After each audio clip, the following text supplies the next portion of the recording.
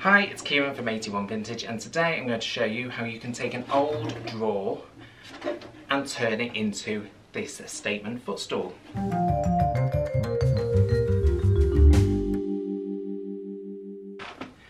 Footstools are a fantastic seller at any craft or vintage or makers market. They are really popular. Okay, so the first thing that you're going to need is an old drawer. Now this is a solid wood pine drawer, and this is going to work perfect for our project. All I would recommend is that you get a wooden drawer that has a really solid base and also has a good thickness around the edge. If you find that it has a good thickness on three sides, you can add an extra piece of wood in the bottom, and that will give you something to fix your staples to. So next you want to get a piece of wood like this, just a offcut of scrap wood, something that's quite thick, and you want to attach that into each of the four corners. Now I'm going to use my air compressed staple gun, but if you don't have this, then you can use screws, and you can put screws in from either side.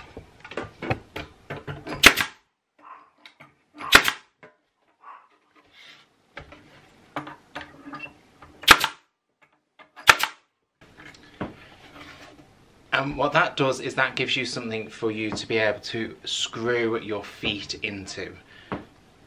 We'll come to that in a second.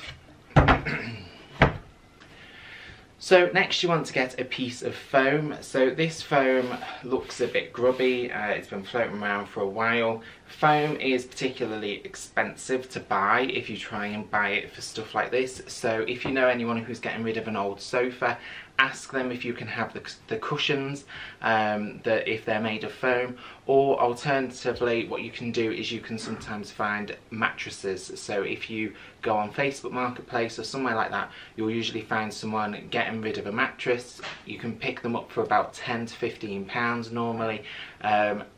Do some basic checks on them. Ask them if it has a mattress protector on it. Usually, if it's a good quality one, they come with them and they go on them, and that helps keep them clean. And also ask them if they're a smoker. If they're a smoker, I wouldn't touch it unless you are a smoker and you're going to keep the piece for yourself, because it's really difficult to get the smell of smoke out of foam. So they're the checks that I usually do. And this one's just been floating around for a while. You can cut this, so if you need to cut it, you can easily cut it with a bread knife or a meat carving knife. I picked one up on Facebook for about £3. Someone had one. It's one of those things that they'd never ever used, and I use it now just for my upholstery. So I have my box top. You can apply spray foam if you want. I'm not going to. I'm just going to pop that straight on there. Fix the foam.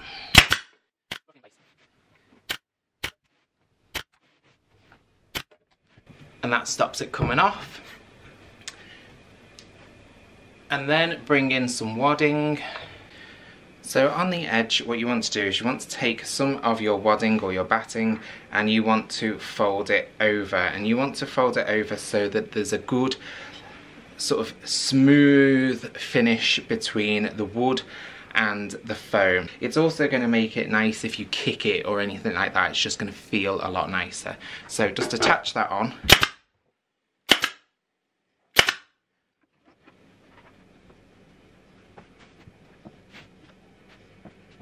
Anything extra you can just pull off, and then on the edges the same thing.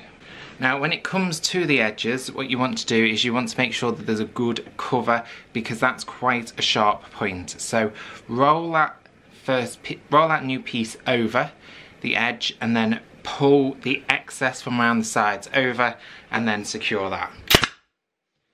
And do that on all four corners. And there you have your box. So it doesn't look particularly fantastic at the moment, but that's the prep work for your box. You can use whatever fabric you want. Best thing to do is to pick something that's quite sturdy. It's an old curtain, so I'm just using this. So next what you want to do is you want to go and iron your fabric.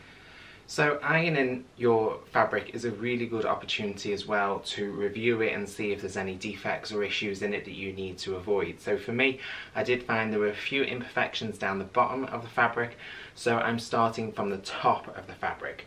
So what I have done is I have just laid my fabric loosely in position so that I can see where it is, and I have folded over the edge. So where possible, you want to fold over your fabric, and what that does is it allows you to go through 2 layers of fabric. So if you were to just staple through the single layer of fabric that you've cut, that's fine and it will hold, but it's not as rigid. So if you fold it over, at least on this one, sometimes it's more difficult as you go around when you're applying tension and things, but at least on this starting one, if you fold it over, you'll get a neater edge, you'll get more secure fixing, and you can just apply a staple. And what you want to do is you want to sort of apply 3. So one centre there, and then one sort of that space apart, and what that does is it allows you to secure the piece in place. So now what you want to do is you want to flip it over and work on the opposite side. Organise your fabric, pull it out from the ends. You don't want any fabric tucked underneath inside where you work, and then organise your pattern. So you want to make sure that it's flowing through. Get a grip of some fabric on the opposite side and pull it down and stiff, and then on the opposite side pull the fabric through, and what that's going to do is that's going to help create a curve. So you do that across, and that will create a curve. And what you want to then do is, if you can, again, fold over your fabric. Once you're happy with it, put a staple in. Check the pattern still fits, check it's sort of even, check you're happy with the levels of curves, which I am. You don't want too much tension in it, just a bit, and then you can start to work across. So on the side where you just applied the 1 staple, then pull your fabric, sort of again that sort of measurement, pull it in. Look across the edge here at the top, and you're looking for a line. What you want to do is, as you work across, you will see a line form by pulling the fabric down. So if you look here, you can see there's this section here, and as I pull it, these 2 sections will begin to fall into place. It's easier if you have a straight line or a pattern fabric. And what you want to do is just pull that down so that you can roughly see where it is, and then put a staple in place. There is a lump here because there's staples on either side of it, and what you want to then do is work those out. So you can get rid of them by applying more staples, and they will just pull into place. And if you're not quite following this, watch my other video, and I show it on there as well. And just pull it in.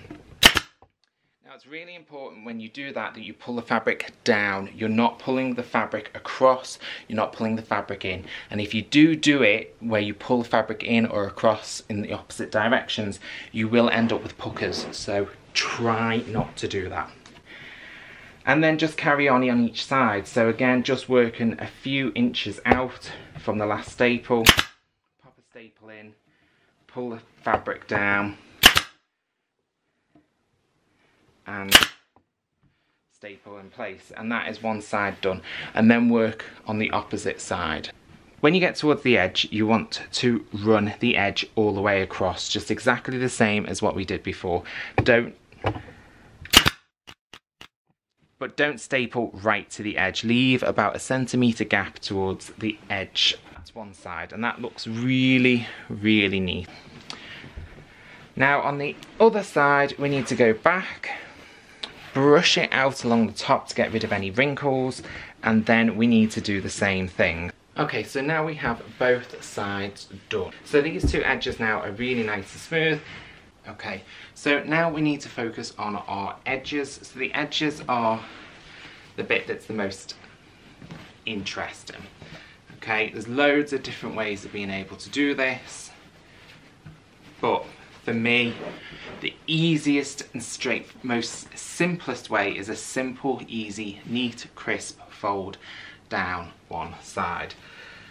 And the reason for that is because if you try and do pleats, it's very difficult. It's very difficult to match them all up. I've literally spent hours trying to do pleats, and it wasn't until I started to do just the single neat fold that this really started to work for me.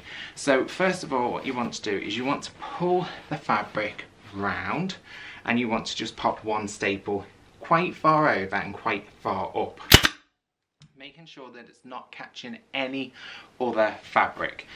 And what that will do is it will just pull that bit forward and round, and do that on the opposite side.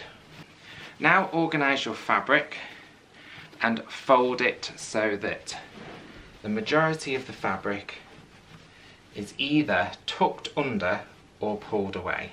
Here there's quite a lot of loose fabric, there's quite a lot of puckering and things, so what you want to do is you want to fold that over and pull that down and in, and then we're going to pop a couple of staples there just to neaten that off, and that just neatens that whole corner up an awful lot. And you may need to do that on both sides. Now, when you come to do your single neat fold, make sure the fabric is folded under really nicely, and make sure that you have both sides folded. So fold that over, make sure they're nice and neat. Push your finger in and up to smooth out that crease, in and up. Pull it slightly down, and at the point that you start to get creases here, that's where there's too much tension, so you want just enough. But so if you do that, that's too much tension.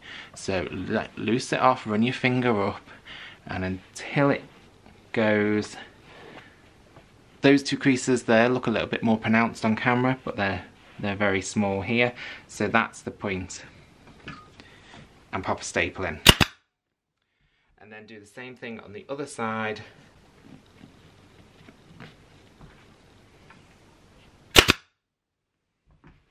And then work your pattern to try and get the best that you can. And then again, trying to smooth that out. And there you have it. So this is how that edge has turned out. So it's a case of doing exactly the same thing on the other side and trying to get them to match as best as possible. So once you've completed that, you should end up with something that looks like this. You should have nice edges on both sides, and you should have a nice finish on the top. And that is a nice overall shape. And what you can just do is rub your hands over the edges, over the sides, and that will relax out the fabric. It will also smooth out any of the any potential unevenness that you may have, but hopefully you should have minimal if you follow those steps. And again there. Now what you can do, and I will do later, is apply a small amount of hot glue down these seams just to close them over. You can do a stitch where you can sew them up and close them, but to be honest that usually ends up looking more lumpy than the hot glue, so I prefer not to do that, and I only ever apply a little bit anyway. Okay, so at this point you should have your box pretty much upholstered, and it's just a case of covering in this last piece. So what I use is this, which is weed membrane fabric. It is quite thin, and you will want to double it over. Put the folded piece along one edge, run a load of staples down it, fold the other edge over, staples down that, and then fold the sides in. Now this is purely just decorative, so I do the staples every 1.5 inches. And then staple.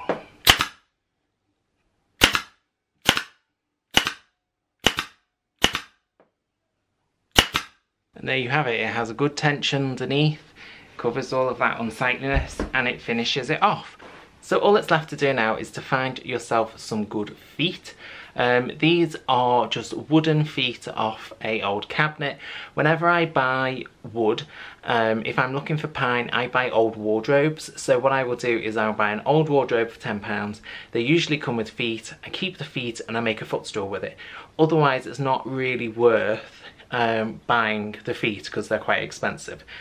So I've painted these with matte black spray paint. I'm just going to drill a hole all the way through the middle, and I'm just going to run a screw through them and straight into those wooden corner pieces, and that's what those are for, to fix these on. And once they are on, that's your footstool.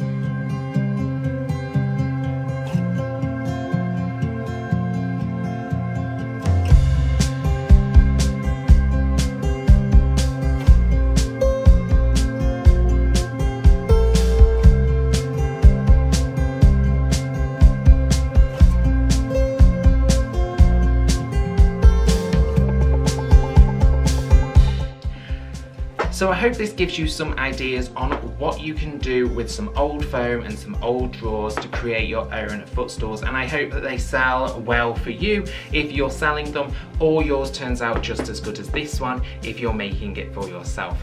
Please do give this video a thumbs up if you like this video, and consider subscribing for lots more budget friendly upholstery videos.